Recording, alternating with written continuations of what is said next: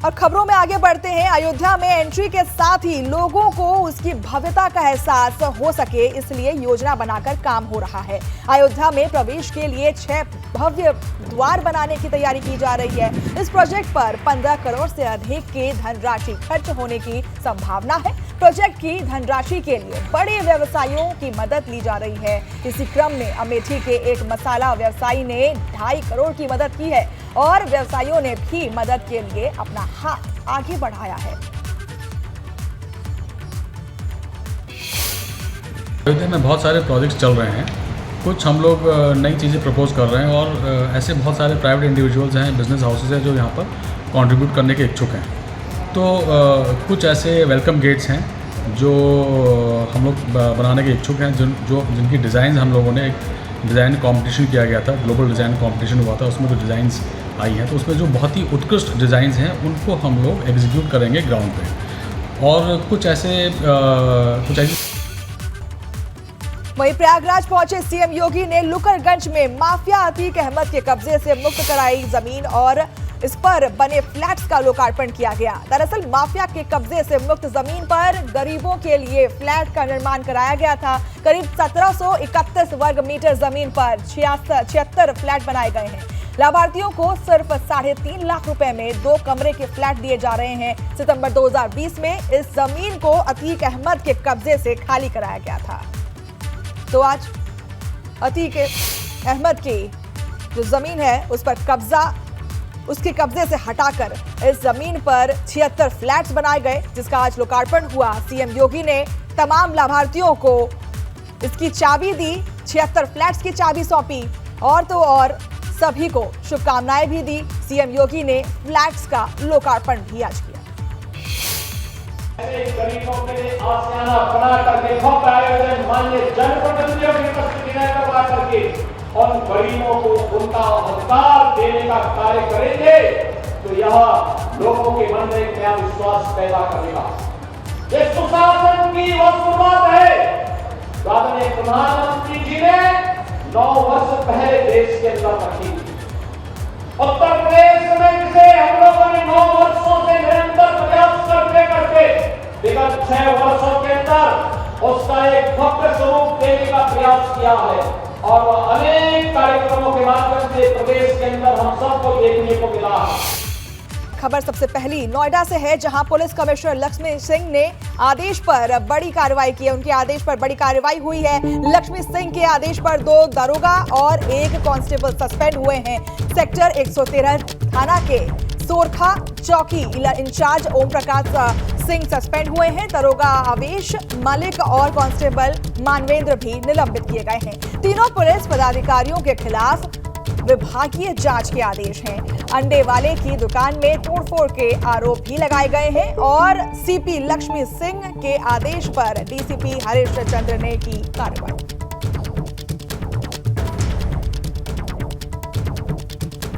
तो लक्ष्मी सिंह के आदेश पर 2 अधिकारियों को निलंबित कर दिया गया है। सेक्टर 113 थाना के दोनों थे कांस्टेबल, उनको भी निलंबित किया गया है। दरोगा ने तीनों को निलंबित कर दिया है।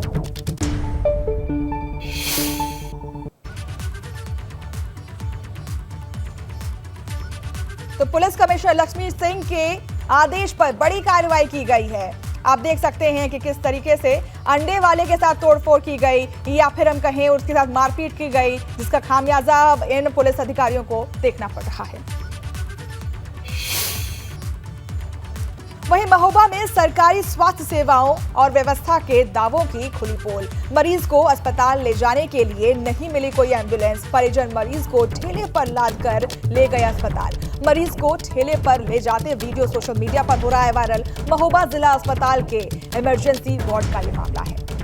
महोबा से ये तस्वीरें हैं, जब एम्बुलेंस नहीं मिला तो परिजन मरीज को ठेले पर ले जाते हुए दिखाई दिए। जब ये वीडियो वायरल हुआ तो हर जगह हड़कंप, आसपास की जगह पर हड़कंप मच गया और उसके बाद अब तफ्तीश की जा रही है कि आखिर ऐसा क्यों हुआ है।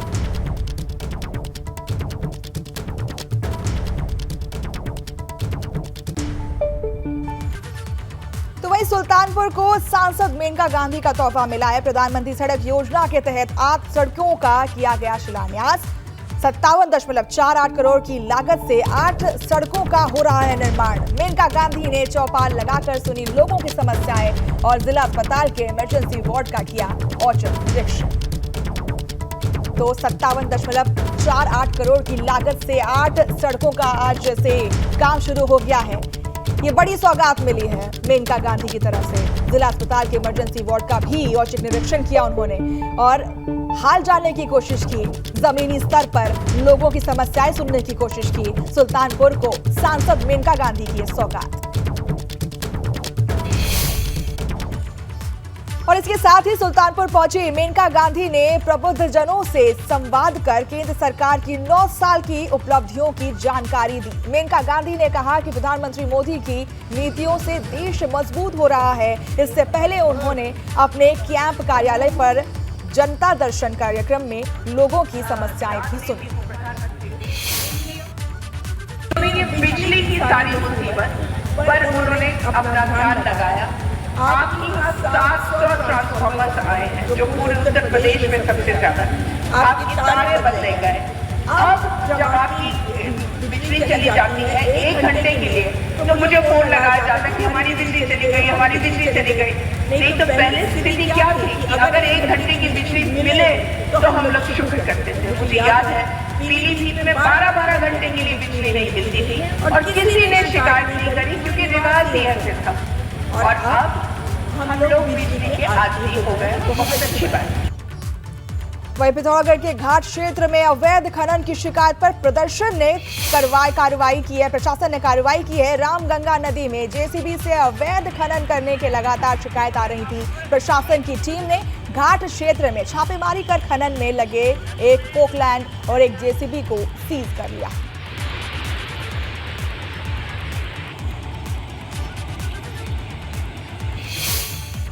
घाट क्षेत्र में मशीनों के द्वारा खनन की घटना संज्ञान में आई थी, इसलिए मैंने यहाँ से तहसीलदार और खाना अधिकारी और पुलिस की संयुक्त टीम वहाँ पर भेजी थी। तो वहाँ पे एक पोकलैंड जेसीबी और कुछ टिप्पर जब्त किए हैं और उनको सीज कर दिया है। उनके वजह से नोटिस भी इशू किया जा रहा है और जिस तरह की अवैध गतिविधियाँ हैं उसको पूरी तरीके से हम लोगों ने रोका है। और वहीं शाहजहांपुर में मामूली विवाद में 2 पक्षों में जमकर मारपीट हुई। दबंगों ने लाठी डंडे से पीट कर युवक को किया अधमरा। मारपीट में युवक के साथ 4 अन्य लोग भी हुए घायल। मारपीट का वीडियो सोशल मीडिया पर वायरल हो रहा है। रौजा थाना क्षेत्र के हथौड़ा बुजुर्ग गांव की घटना है। इन तस्वीरों में आप देख सकते हैं जिस तरीके से मारपीट के जो इंसिडेंट है वो आपके सामने है। शाहजहांपुर से सीधी तस्वीर आपके सामने है। पहले झड़प होती है और झड़प इतनी ज्यादा गंभीर हो जाती है कि मारपीट पर उतारू हो जाते हैं लोग। ये देखिए लाठी डंडे चल रहे हैं। मामूली विवाद को लेकर 2 पक्षों में मारपीट होती है और वो मारपीट इतने बुरे तरीके से सामने आती है कि लाठी डंडे भी शुरू हो जाते हैं। उधर ललितपुर में 35 फीट गहरे गड्ढे में डूबे युवक को सकुशल रेस्क्यू कर लिया गया है। युवक को रेस्क्यू करने के बाद अस्पताल से ले जाया गया जहां उसे खतरे से बाहर बताया जा रहा है। दरअसल अब युवक बोरिंग से हुए गड्ढे के मलबे से दब गया था और ग्रामीणों की जानकारी देने पर युवक को बचाने की मुहिम शुरू कर दी गई थी। आखिरकार युवक को सकुशल रेस्क्यू कर लिया गया।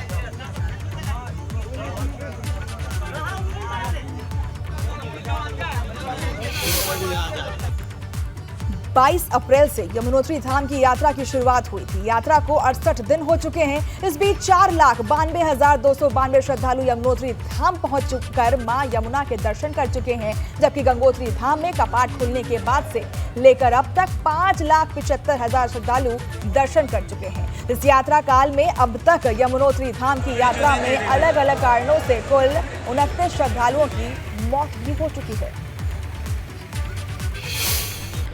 महाराष्ट्र से आया मैं चारी धाम कर, तो ये रोड से जब निकला तो ये रोड थोड़ा खराब ही है। रोड में गड्ढे पड़े हुए, तो करने की जरूरत है। ये अभी जब 4 धाम यात्रा की व्यवस्थाएं चल रही थी उस समय भी हमारे द्वारा उनके साथ पत्राचार किया गया था। उसके क्रम में कुछ पैचवर्क आदि NHIDCL द्वारा किया गया, हालांकि वो पर्याप्त नहीं है।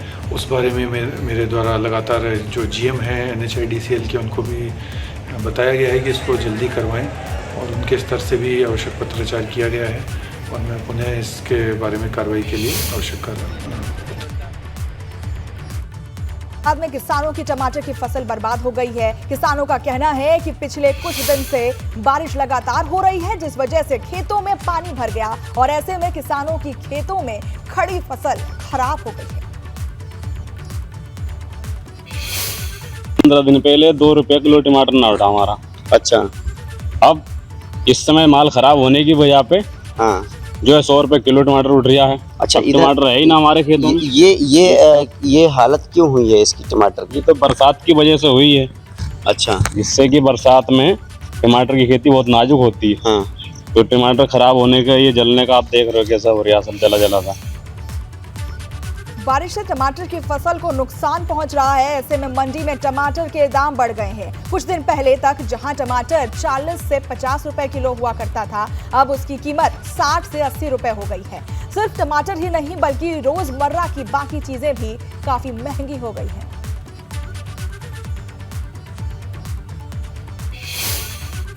पड़ रहा है किसान को, अब दवाई लावे 1000-1200 तीसरे चौथे दिन दवाई होती रहे हैं, और क्या पल्ले पड़ रहा, कुछ भी नहीं। कबात भी वसूलनी पड़ रही खेती में, अब करना पड़ रहा है अपनी वजह से, और करे क्या बताओ। तो ये है क्या कि बारिश में महंगी हो जाती है सब्जी? बारिश में तो अब खत्म ही हो रही है, अब क्या पल्ले पड़ रहा है, इनमें सारी खत्म हो रही है इसमें। फिरोजाबाद में दर्दनाक सड़क हादसे में 4 लोगों की मौत हो गई। हादसे में 6 लोग गंभीर रूप से हुए घायल। अस्पताल में भर्ती 2 कारों के बीच आमने सामने की टक्कर से हुआ यह हादसा और पुलिस ने शवों को पोस्टमार्टम के लिए भेज दिया है। अस्पताल आगरा लखनऊ एक्सप्रेसवे पर हुआ यह हादसा। तो हादसे में 6 लोग गंभीर रूप से घायल हुए और 4 लोगों की मौत हो गई। अस्पताल में अभी फिलहाल उनका इलाज चल रहा है। 2 कारों के बीच आमने सामने की टक्कर हुई, जिसकी वजह से आप इन तस्वीरों में देख सकते हैं कि किस तरीके से बुरी हालत में कार्स हैं। इन दोनों कारों की भिड़ंत हुई, जिसके बाद 4 की मौत हो गई और 6 लोग अभी गंभीर रूप से घायल हैं और सभी का अभी अस्पताल में इलाज चल रहा है। दर्दनाक हादसा और ये मंजर आपके टीवी स्क्रीन पर।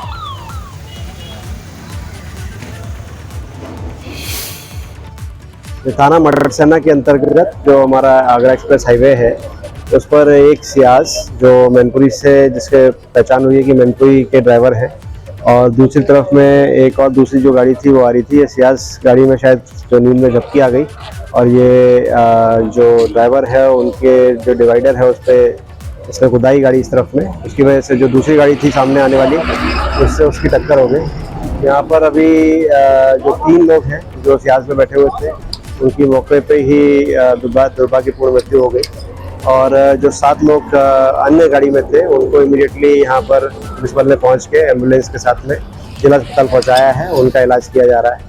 आगे यहाँ पर जो यातायात सुचारू व्यवस्था है उसको भी बनवाया जा रहा है और कुल मिलाकर जो है वो सिचुएशन कंट्रोल में है, किसी प्रकार का कोई लॉ एंड ऑर्डर नहीं। बांदा में दर्दनाक सड़क हादसा हुआ है। एक कार सड़क किनारे पर खड़े ट्रक से टकरा गई। इस हादसे में 6 लोगों की मौत हो गई। बताया जा रहा है कि 5 लोगों ने मौके पर ही दम तोड़ दिया, जबकि एक शख्स की अस्पताल में इलाज के दौरान मौत हो गई।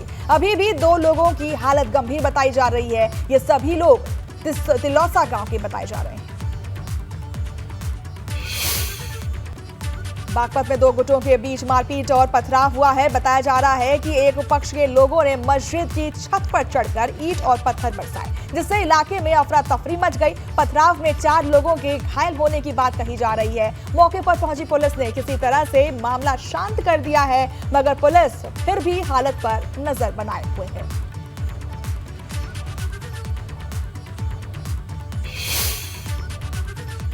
उन्नाव में झोपड़ियों में आग लग गई। देखते ही देखते आग फैल गई और उसकी चपेट में 3 झोपड़ियां आग में समा गई। लोगों ने किसी तरह से भागकर अपनी जान बचाई है। बताया जा रहा है कि गांव में एक समारोह था, उसी को लेकर बनाया जा रहा था, लेकिन तभी आग लग गई। खाना बनाया जा रहा था और उसी के बीच ऐसी घटना घट गई। आग में कई झोपड़ियां राख हो गईं। बताया जा रहा है कि खाना बनाते वक्त ऐसी घटना हुई, जिसकी वजह से एक झोपड़ी में आग लगी और देखते ही देखते सारी झोपड़ियां राख हो गई। चित्रकूट जिले में कई जगह अवैध गुटखा फैक्ट्री के संचालक और उसके संचालित होने की सूचना पर छापेमारी की गई है। पुलिस की 5 टीमों ने अवैध गुटखा फैक्ट्री के ठिकानों पर छापा मारकर बड़ी कार्रवाई की है। इस दौरान 3 फैक्ट्रियां अवैध रूप से संचालित हो रही थी। इसी बड़ी मात्रा में अवैध गुटखा सामग्री और उपकरण बरामद हुए हैं। पुलिस ने गुटखा फैक्ट्री की मालिक और उसके मैनेजर को गिरफ्तार कर लिया।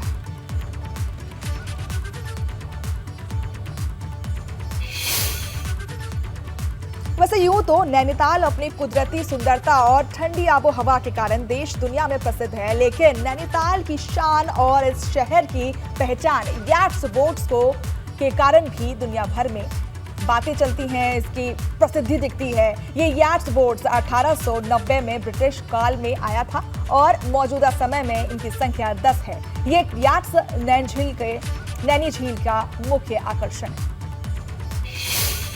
फर्स्ट टाइम है मेरे नैनीताल एंड बहुत मज़ा आया। एडवेंचर है, अलग ही मज़ा है इसका, याद का। कैसा फील हुआ? बहुत मज़ा आया बस।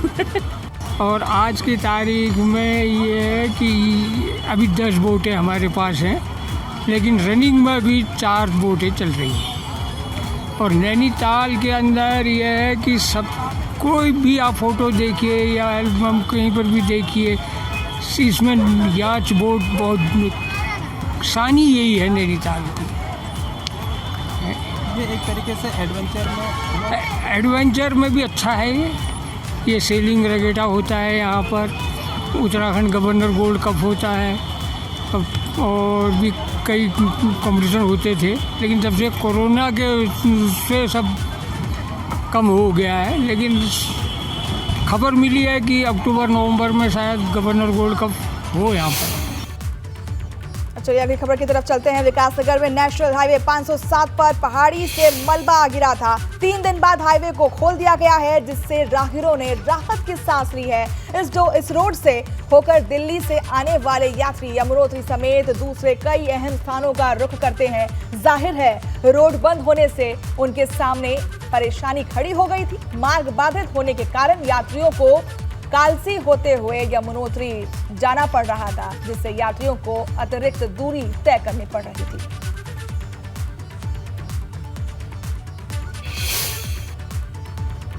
बारिश ने हापुड़ में लोगों की मुश्किलें बढ़ा दी हैं। रेलवे अंडरपास में पानी भर जाने से अंडरपास तालाब में तब्दील हो गया है। अंडरपास में पानी भर जाने से एक कार वहां पर फंस गई। कार के अंदर पानी भर जाने की वजह से कार सवार युवक अपनी जान बचाने के लिए कार की छत पर जाकर बैठ गया।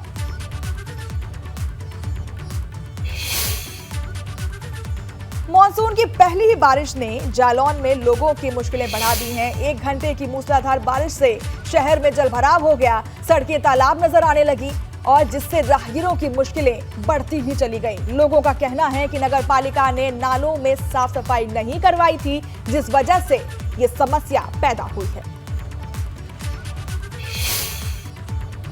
वहीं अगर बात करें नोएडा में, तो नोएडा में बारिश ने अथॉरिटी की तैयारियों की पोल खोल करके रख दी है। महज कुछ मिनटों की बारिश ने सड़कों पर जलभराव हो गया, जिस वजह से सड़कें तालाब नजर आने लगी। वैसे तो अथॉरिटी की तरफ से पानी की निकासी के इंतजाम को लेकर बड़े बड़े दावे किए जाते हैं, मगर मॉनसून सीजन की पहली ही बारिश ने इन दावों पर सवाल उठा दिए हैं। बद्रीनाथ धाम में खराब मौसम के बावजूद यात्रियों में उत्साह देखने को मिल रहा है। मंदिर के बाहर लगी श्रद्धालुओं की लंबी कतार देखने को मिल रही है। यात्रा शुरू होने के बाद से अब तक 10 लाख यात्री ने दर्शन कर लिए हैं। आप देख सकते हैं, खबरें आ रही हैं कि मौसम खराब चल रहा है, लेकिन यात्रियों के उत्साह में कोई भी कटौती नहीं दिख रही।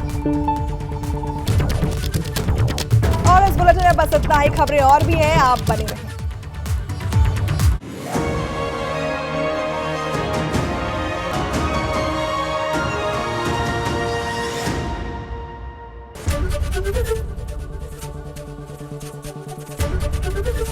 एबीपी गंगा, खबर आपकी, जुबान आपकी।